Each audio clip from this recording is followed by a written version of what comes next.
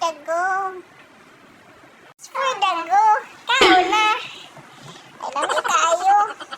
Perfect.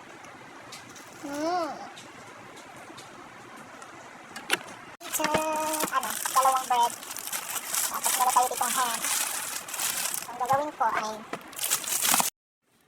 for dago. So, ayan guys, ay gagawa na naman ako ng pizza guys. Ay diskartihan ko to itong tinapay. Meron tayo ditong loaf of bread guys. So, ayan, ilagay natin yung slice na ham guys. Tapos, lagyan niya natin ng ketchup. Ay, wala man akong tomato na pang guys, pizza. Ay, diskarte dito mga kainday. So, ayan na guys.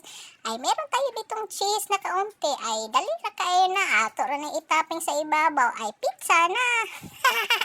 For dago. So, ayan na diskarte guys para matipid ta sa inyong mga sapi ba. O, ayan, ay bangil na sa tuyan guys. Ay, pagkagutom ba. So, ayan na sa yun guys. Basta diskarte lang ka o di ka maarte. Ay, mabusog yung ka mga kainday. So, ayan na guys. For dago. So, ayan guys. Initol na tani sa atong oven guys. Ay, na. Wow. Ayan, sa pa may inyong ipaabot diha guys. Ay, for dago. Oh, ayan na siya oh. Perfect. Ay, for dago. Perfect. For dago.